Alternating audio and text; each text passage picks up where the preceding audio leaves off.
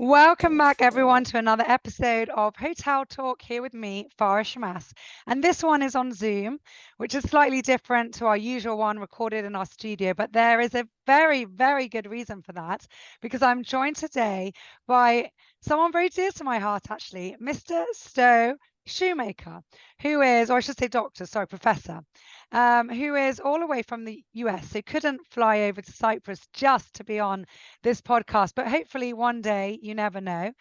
He actually taught me back in 2008 when I went to Cornell for a course on finance in hospitality, and his team contacted us here in Cyprus, which is wonderful news, without knowing this connection or that we know each other, and asked about this podcast and if I'd like to interview him for his upcoming or his just recently released book. So he's going to tell us more about that. Stowe, welcome so much.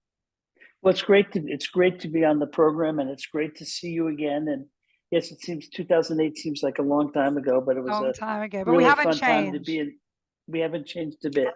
It was great to be in Ithaca, New York at Cornell, and it's an amazing institution and an amazing executive education program. So it was really great. So honored to be on the program tonight or today. Yeah, thank you so much.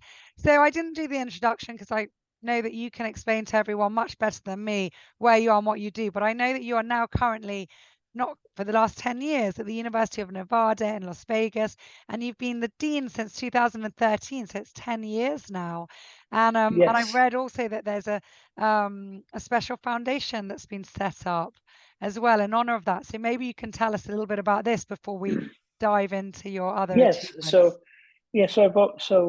I've always been an academic for the last 20 years. But the last 10 years, I was the dean at the William F. Farrer College of Hospitality. Proud to say that we're the #1 hotel school in the world, by one ranking, #2 by another. But certainly #1 in the United States, way ahead of our alma mater, Cornell. But 10 years is a long time to be dean.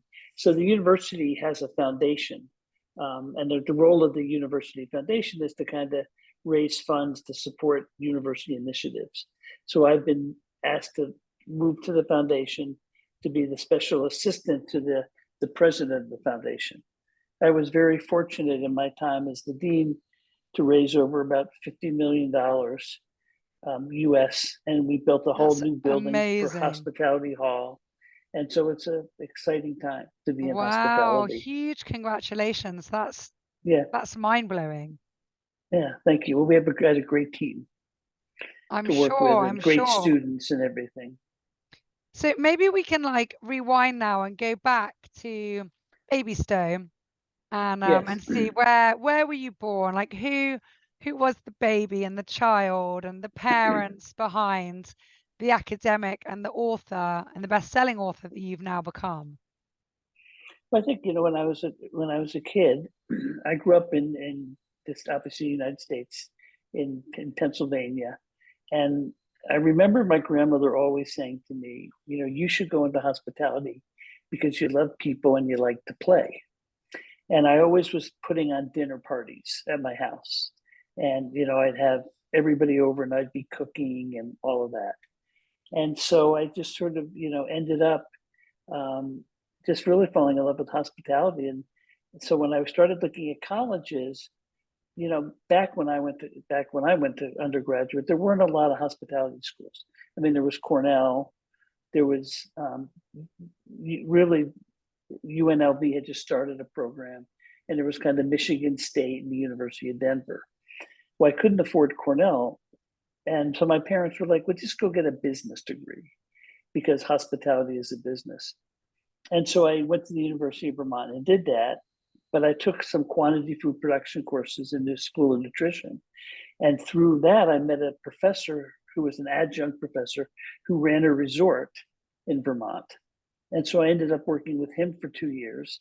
He ended up buying a property in Middlebury, Vermont. And so I worked with him for 8 years in really running this 75-room hotel, which seems, now living in Vegas, 75 rooms is like half a floor. But in Vermont, it was huge. And but I was always curious about why did people do the things they wanted to do, right? I was very interested in the psychology of travel. So I went and did a master's degree at the University of Massachusetts. And when I was finishing up my master's, um, my I was asked to stay and do a PhD, but I was like, I didn't feel I knew enough. But I loved marketing. And if you really love marketing, you have to really understand the consumer, right? Because the consumer is really, we write marketing strategy and marketing plans with the consumer in mind. And the way we understand the consumer is through consumer research. So I took a job in Southern California, really doing consumer research, where we created this chicken soft taco for Taco Bell, which is a huge product in the United States. Did work with Marriott when they were developing their hotels, and spent 5 years doing a lot of heavy consumer research. And then I went back to Cornell to get the PhD. So Wow. my childhood was really always hospitality. All through high school and college, I worked in the kitchens. I started like everybody who's in hospitality, you're in the dish room, and washed a lot of pots and pans and peeled potatoes and became a sous chef.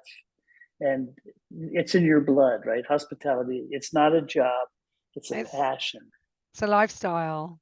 it's a Yeah. lifestyle. That's where people get confused. Exactly. I'd love to hear more about the psychology side, and I'm always interested in that and why people do what they do. And my goodness, have we needed it during this whole pandemic? And Mm-hmm. then the kind of during the lockdowns and the in-betweens and then afterwards. And I think it's fair to say that a lot of us, I mean, I'm very happy to admit that I gave a talk during COVID about the post-COVID guest. And, Mm-hmm. I was off on so many points. Like what I thought would come out of this whole mess of COVID, that we'd get people, more introverted, wanting to stay in their rooms, room service, everything else. And it was the opposite. People couldn't wait to get out, and go back to what they knew. So that's quite interesting. I mean, I'd be really interested to talk more about that as well and what you've Yeah, so I think discovered. I did an interesting study, a huge research project for the governor of Nevada, to really look at people's travel behaviors, what they, post COVID Mm, or during COVID, and what would get them to travel more. And in the research, we really found that there was just going to be this huge pent up demand. I mean, people they wanted to yeah, get away, they wanted to get out of the house. absolutely. And they They'd spent 2 years planning it. they spent 2 years planning it, and they saved their money because they couldn't spend money. And if they were fortunate enough to keep their job, they sort of bankrolled their money. And so we had this, when COVID ended, this huge revenge travel. Hmm. And I think the thing when you talk about the consumer psychology, kind of one of my favorite sayings was by a gentleman named Theodore Levitt, who was a really a famous marketing person at Harvard Business School. And I would have told you this story when you were in my class. But he said that consumers don't buy quarter-inch drills, they buy quarter-inch holes. In other words, we don't buy a drill bit, but we buy the hole that the drill creates. And so when you think Mm. about COVID, we're not really buying a hotel room, we're buying an experience. Hmm. And And it is that's all really about led to the experience. whole experience economy. So Hmm. people needed to get away. And that's what we were selling in hospitality, is the opportunity to get away, to Hmm. interact, be with Create other people. memories. Yeah, and create memories. Yeah. Hmm. And so that's been pretty exciting on But the what psychology shocked side. me, yeah, just to go into it a bit more, what really surprised me was the tolerance level of people. I thought I would have expected, or at least in my personal experience, I came out, I think, quite calm, you know, very grateful for whatever experience I could get after COVID. Um, yeah, maybe a bit kinder, more tolerant. But our guests, I found the complete opposite. They would come in, and if there was one glitch at reception, or if their room key was given to them 30 seconds later than they wanted, they would be having a hissy fit in the lobby. You know, the level of tolerance was like zero. People were angry. They had all this pent up aggression. I think that they built up this holiday experience in their mind so much that if one thing, you know, if their drink didn't taste the way they wanted it to, or whatever it was, there was too much milk in their coffee, they were really getting upset. Obviously that's not 100% of the guests, but many, we were quite shocked. And it did take a while for things to kind of calm down. I don't know if you experienced that or saw anything Yes, similar. absolutely. Absolutely. And I think, part of it comes about because of this belief in hospitality that we always want to exceed customers' expectations. Mm-hmm. And by always trying to exceed customers' expectations, we keep giving them more and more, and we keep teaching them to want more and more. And so obviously the cost of doing that goes up. Now, coming back from COVID, everybody's a little rusty because people hadn't been working, right? So as staff, we're a little slower. But because the guests had come in their mind, had remembered what things were like in the past, they had been reading and watching TV about experiences. And so they came in with much higher expectations. And so we as an industry, and certainly in Las Vegas, really had to reset those expectations. And we always want to remind the customer that they're getting great service. And we talk about what we talk about what we call the Raider system, which is reliability, assurance, tangible, empathy, and responsiveness, so that every interaction we have with the customer, we want to somehow show we're reliable, somehow assure them, somehow make the visit tangible. And then that way we don't have to keep giving them more and more. We just have to remind them that they're getting what they paid for. And that's been a whole reset. But you're right, coming out of COVID, there was such a huge demand and people were just anxious and they wanted everything all at once. Yeah. Yeah. It was crazy. So tell us a bit about, because you've been teaching for a long time. I'd love to pick your brains on teaching and the highs and lows of that. But also to get into like the different courses that you teach, because they're quite diverse. It's not just hospitality marketing. You teach revenue management and pricing, you teach, service operations. Obviously, you're from a food and beverage background that you just mentioned in the kitchen. So you can bring a lot to the table. So I'd love to hear a bit about both of those aspects before we go into your books. Okay. Well, I think what's sort of the whole theme of my academic career is really looking about how do we really understand the customer, and how do we provide great experiences for the customer. So when I finished my degree at Cornell, my PhD was in really learning and memory, which is how I came around understanding how expectations are formed. And then when I started doing a lot of work in customer loyalty and loyalty programs, just a course you took with me. And I wrote a case study on Hilton Honors, on the Hilton program. I worked with Hyatt on their program. I also worked with Accor when Accor became asset light and they came up with their whole new loyalty program. I did all the research for them. And I just loved everything about loving the customer and how do we create these great relationships. But at the same time, what was happening was revenue management entered our business, right? So we had one half of the group doing everything to love the customer. And we had the other half of the group trying to basically take advantage of the customer with pricing, demand-based pricing. And in my research on loyalty, I found that if a company practiced opportunistic behavior, by charging more because they could, then the customer would become less loyal. So I had to figure out, well, how do we bring pricing and loyalty back in together? And what I realized, having read an article way back, like in the late 1990s, early 2000s, I read an article called Prospect Theory, which really is the foundation, what's now known as behavioral economics. And basically, so I learned about revenue management and pricing so that I could be a better talking about marketing. And what I discovered with behavioral economics, it was really all about choices. So I was asked to give a talk at an airline conference to talk about how hotels price. And I had enough of an ego to get up and say, I'm not here to tell you how hotels price, because they basically price like you do. Mm-hmm. What I want to do is I want to tell you how you should price, or give you a way to think about pricing. So British Airways said, I think you might have something to say. Would you come to Europe? And I was like, living in the States, I was like, are you kidding? Of course I'll come to London. And they said, we don't have any money, but we'll fly you over. And so if you've ever been to, well, I'm sure you've all now been to the BA.com website, where you have the calendar Many approach. times, yeah. And so that was all me. And I said, oh, well done. Yeah, I mean, we use it all the time. Yeah, I said to people, I said, tell me when you want to fly, and I'll tell you what you have to pay. Tell me what you want to pay, and I'll tell you when you can fly.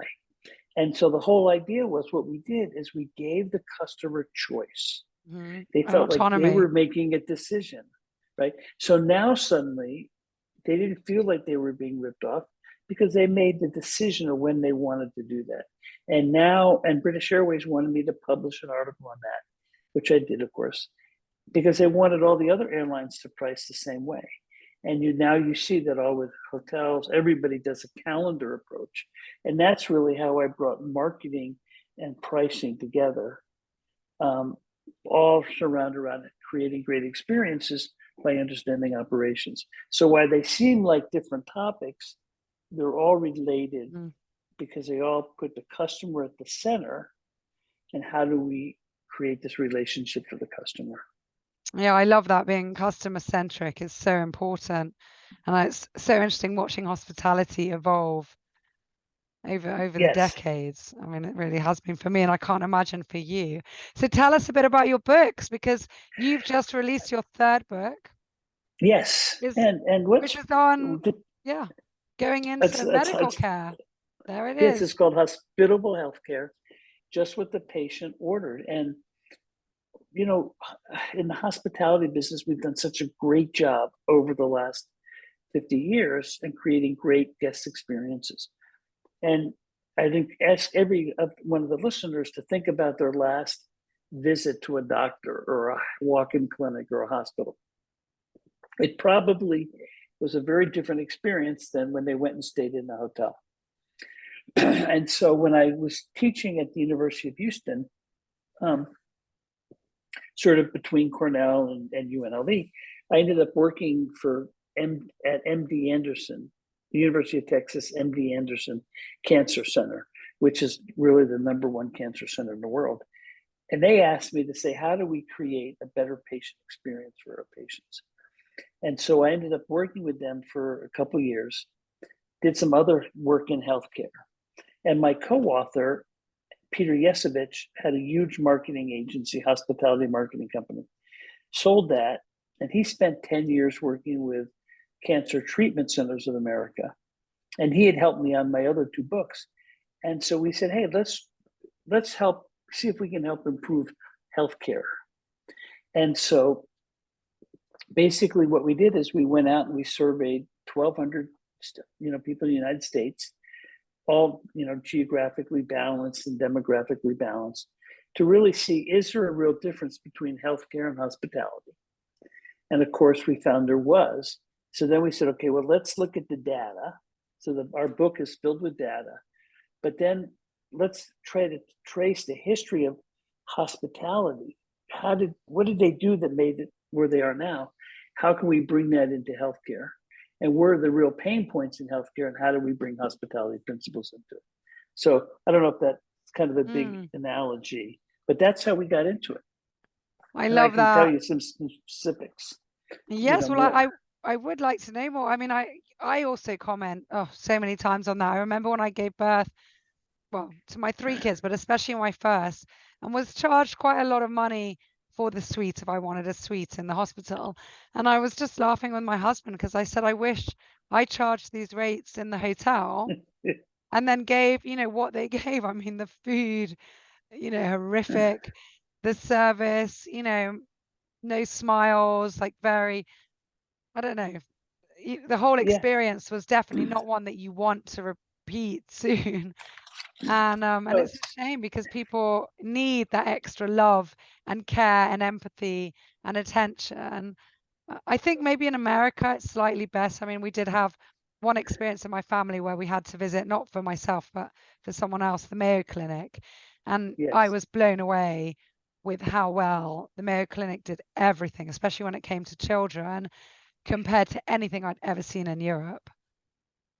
And I mean, I think so. US has some great hospitals, but they also have some hospitals that really could use some understanding of the patient. Mm, So my wife did her PhD from Texas A&M, and she helped on the research at MD Anderson. And what she found was that, are they patients? Are they customers? yeah. And what she found was that they want to be treated like loved family members. So that became the premise of her book. Well, how did hotels make people feel like loved family members? Hmm. What do we do in healthcare to do that? And so, when we kind of came up with what we called a hospitality deficit. Well, the first real deficit is, in hotels, you always know what you're going to pay and you know what the cost of the service provided is. In healthcare, Mm, you're just shocked on the bills. mm. You know, the second thing Well, because deficit it's a is variable, it changes all the time depending on what's wrong with you as well. right, Yeah. but they don't even tell you in Mm, advance what mm, could be. Another deficit is, in hotels we're really appreciated, and their business is appreciated. In healthcare, not so much. Another deficit was the, think about going into a doctor's office. It's not very welcoming. You probably had to fill out the same form that you filled out last time, right? Where when we walk into a hotel, everything's already been done.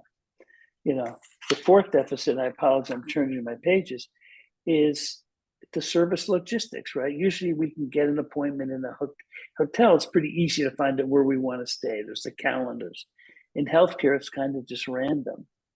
And then the last deficit that we have really has to do with the service assessments. In hotels, you stay at a hotel, the next night you get a survey to see how well we did.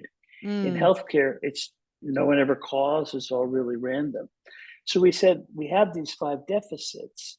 Well, how do we solve them? And how did the hospitality industry solve them? So in the book, we interview people from the Mayo Clinic, from the Cleveland Clinic, but we also interview people like Horst Schulze, and other hospitality executives who have done amazing things to find out what have they really done to create that great experience, and how can that be translated into healthcare. And so the book is very applied.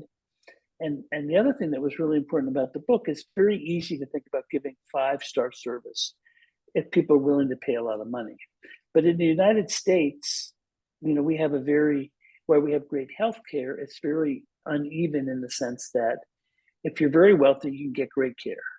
If you're a Medicare patient, which is government, which is very limited, it's really hard for hospitals. They don't understand how to provide that great service. Mm. Our book basically says in hospitality, you have a Formula One in Europe. It's a great price, but it creates a great experience for what you're paying for. You stay at the Plaza Antennae. It's a great experience for the great price. And what we show in the book by our principles is that no matter what the person's paying, we can create an experience so they feel like a loved family members. And I Mm. think that's what I'm most excited about with the book. Well, I think it sounds amazing and something that not just every hospital, but every medic and doctor and healthcare professional should definitely have on hand and be reading. That's amazing. And you published it now, didn't you? It's very recent. It just came out a couple of days ago. Yeah, it's September 5th. Amazing. So But I think exciting. I think the other thing that I think can be used just for hospitality people Mm. is the model that we came up with after investigating hospitality and healthcare was what we called the payer model, because in the United States, you have payers who pay for the things. But the payer model, so, and if you think about this, this is really a great way to think about our own business in hospitality. What do? The first P is we prepare for the visit, right? We know how many people are coming, right? We have an estimate. We use statistics to tell when the demand's going to be busy at the front desk. So we make sure we have enough people working, right? We usually have lots of information collected on our customer. So when they walk in, we say, hello, Mr. Shoemaker, it's nice to see you again. We've prepared for their visit, right? We also, and the A is we anticipate. We anticipate if they've, in hospitality, we've known they've flown in all night on a red eye. We're not going to say, oh, how was your flight, right? But we anticipate what they're going to be like when they arrive. And so we make sure that we have a beautiful lobby and it's welcoming and it's well lit. And, maybe we have our own signature scent, or we have the color scheme, right? And all of that makes the customer feel really at home. And then we talk about engagement, right? How do we engage the customer?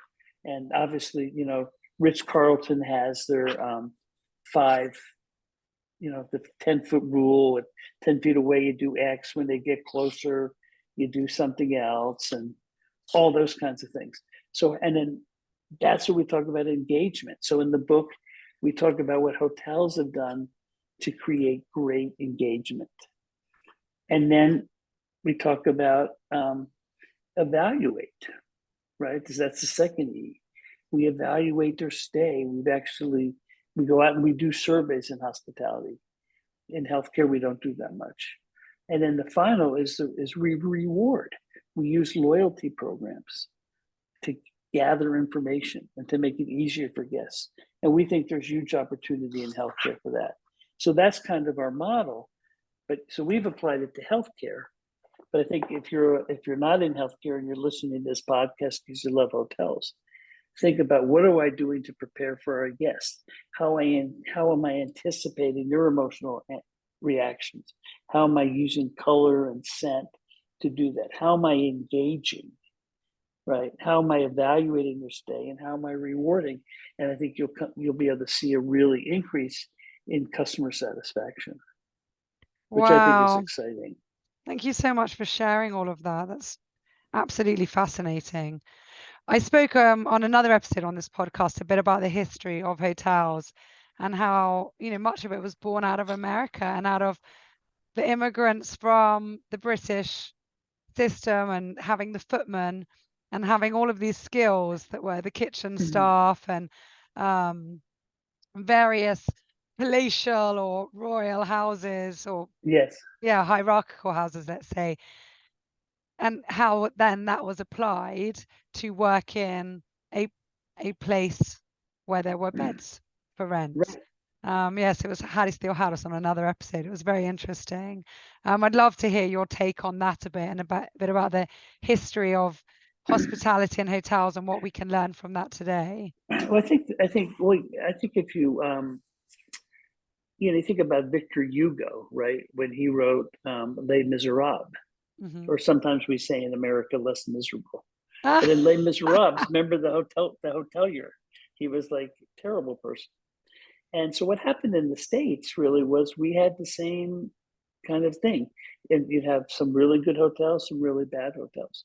And Kermit Wilson was a construction guy, architect, and he took his family from Memphis, Tennessee, to Washington, D.C.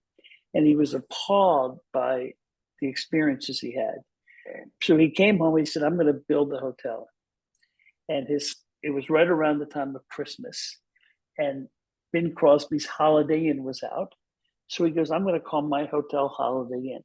And he was really the first person that started making the rooms the standard size, putting all the standard amenities, so that as a guest was traveling, you always were given a great experience. And there's, for a long time, their saying was, the best surprise is no surprise.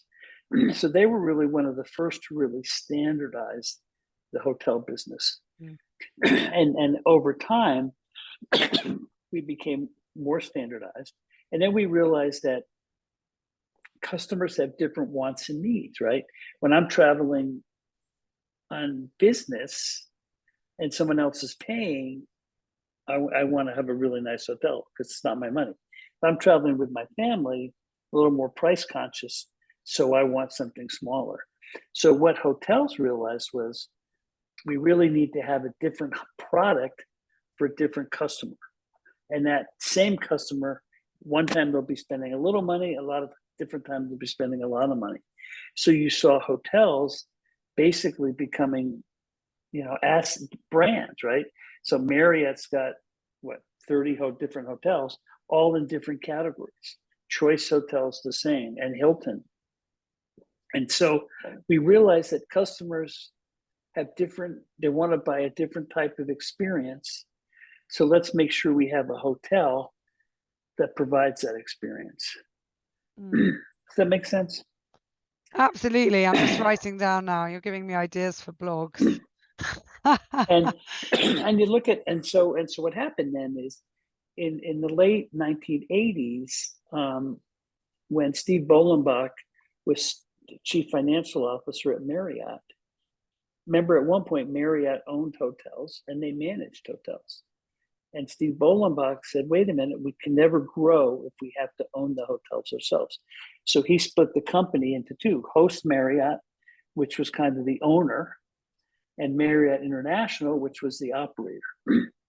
And pretty much every hotel took that same model. They became what we call asset light. They had other owners. They became franchisors, franchisees, and they basically became brands. They would manage the brand. And Accor was really the last company to become asset light, right? Because they used to own everything. And once they became asset light, then they were able to grow exponentially. And I was so actually, the hotel business, go ahead. Sorry, no, I don't want to interrupt, but I was actually just reading about this the other day and the history and all of these chains. But then they all started having some problems when they didn't own the hotel. They were franchising out.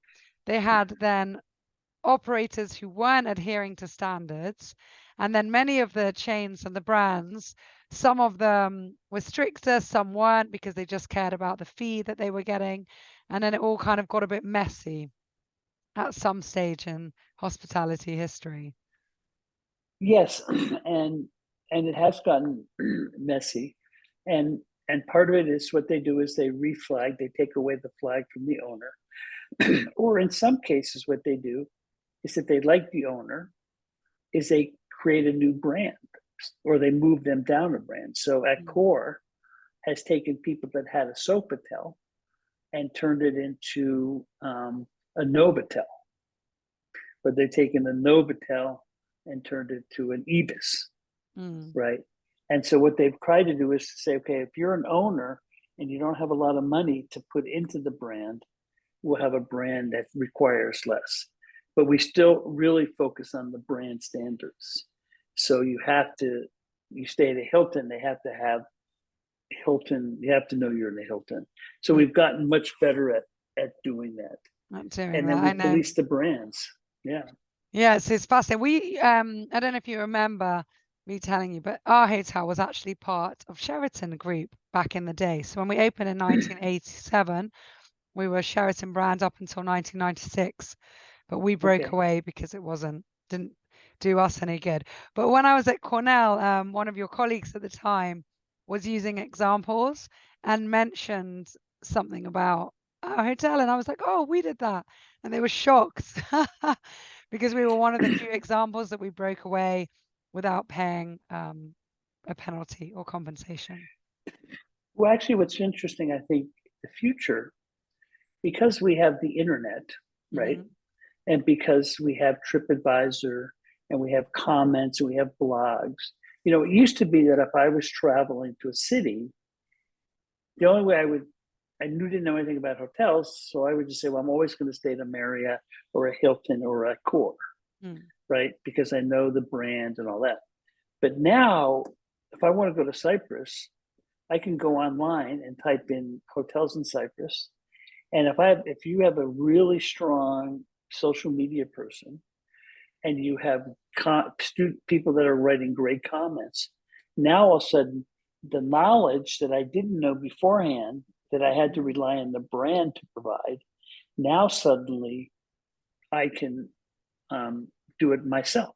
Gives And you I the told my confidence. friend, Yeah. I told my friends at a major hotel brand, I said, your biggest threat is the person who's going to say, I don't necessarily need to have the brand. If I'm in a great location, I have a strong social media person, I can work with the OTAs, because by the time sometimes I pay the franchise fees, the loyalty program fees, the brand standard fees, I could maybe do it cheaper. And then as guests become looking for more unique experiences, right? And that's why I think like Airbnb has taken off, because people are going, I don't want to stay in the brand. I want my own personal experience. So I think the independent hotelier really has a huge opportunity to be successful, as long as they can make sure that their web page and their social media, digital marketing is driving people to the brand. Yeah. So And of it's an course, exciting customer loyalty. Yeah. customer loyalty. It's an exciting time to be in the hospitality space. I couldn't agree more. I think. love it. I love it. So, okay, I don't want to keep you too much, but I always ask everybody this at the end of an interview for a favorite quote. What's your favorite quote is? So my favorite quote, and I say this all the time to students at graduation, and they always get a kick out of it because it's from Harry Potter, who I love. And it's our choices, Harry, that show what we truly are, far more than our abilities. Oh, So it's our choices, Harry, that show what we truly are, far more than our abilities. And we all have choices, right? And so it's the choices we make that define our abilities. So I think that's a great way to think about things. And my other quote that kind of relates to that, I'm a big Star Wars fan, is from Yoda, who says, he goes, try. His quote is, try not, do, or do not. There is no try, right? So our choices and doing are really my two favorite quotes. Yeah. So. Yeah. Nike, just do it. I love that. I'm going to make you laugh now. Here's your file from way back when. I'm sure it's all digital now. That's how long ago we were together. But good times, happy times. It was very happy times. Okay, so for those of you who are listening to this and not watching it on YouTube, I'm holding up. Normally I have a crystal ball, but we're doing this in my office, not in the studio. So I have our logo seahorse little pot here. So you tell me when, because I have some questions here, random questions that the team put together. Tell me when. Okay, pull one out. Pull one out. Here we go. Yep. Okay. And you have picked, drum roll. What do you wish the younger you had known? I guess the younger me, I wish I had known probably about consumer psychology at a younger age. I mean, I think I knew about it, but I didn't really understand it. So I think understanding really the importance of consumer psychology and how people think about things would have been a good thing to know earlier. That's wisdom, isn't it? That's one of my favorite quotes. Wisdom would have been wasted on youth. Right. Would have been a lot less fun. Yes. A lot less fun. So yeah, you would have missed out on all the fun learning part along the way. Yeah. Yeah. That's so beautiful. Thank you for sharing. That's a good question. Yeah, and I think the other thing I think what happens when you're younger, you get focused on what other people think you should do. And you do things, like I'll give a good example about, you get taken off your path of passion because someone says, oh, that you shouldn't do that. Mm. And when I was doing my PhD, I wrote a paper on neural networks. And neural networks are really the foundation for artificial intelligence and machine learning. Mm. And I tried to publish a paper, and it didn't get accepted. And they said, you shouldn't, why do we need machine learning when we have all these statistical packages that do things for us? So I didn't follow that path on machine learning and neural networks. And now they've become the foundation of everything, right? So I think if I had known earlier to really stick to what I'd loved and don't worry about what other people say, I would have picked up stuff a lot quicker. Mm. If that makes sense. Yeah. And I remember when I wrote a paper with a grad student on hospitality and healthcare, it didn't get accepted at a conference because they said, well, we're hospitality, has nothing to do with healthcare. So I didn't pursue that for like 2 or 3 years. And I wasted 2 or 3 years until I finally It's started not doing too it on my bad. own. It could have been 2 or so 3 decades. I think you're being harsh Yeah. on yourself. I pulled this, sorry, I was looking down now. I pulled this quote out with, I think, Sophia Balaskava on another podcast, but I love it. It's Winston Churchill who said, when you're 20, you care what everyone thinks. When you're 40, you stop caring what everyone thinks. And when you're 60, you realize no one was ever thinking about you in the first place. Oh, I love that quote. That's a great quote. Please, you'll have to post that on your thing so everybody can yes, see. I'll post it on LinkedIn later and then you can share it. Yes, that's I love a great this. quote. And it's so true. So if we leave a parting thought to everyone who's listening to this, you just do you, be yourself, be proud of who you are, and follow Stowe's advice, buy his books.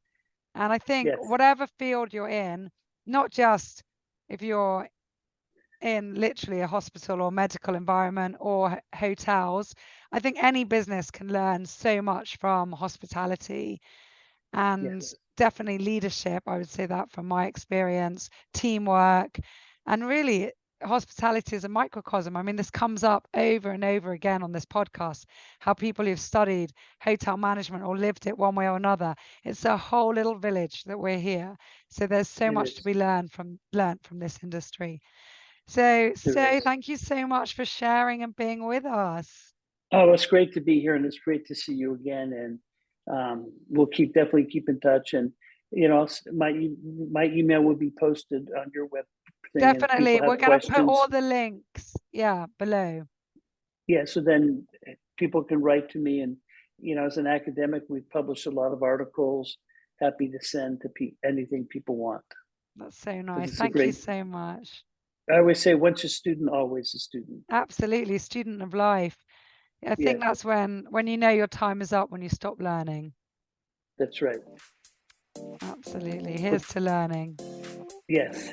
Thank you very much for the great opportunity to speak. Thank you.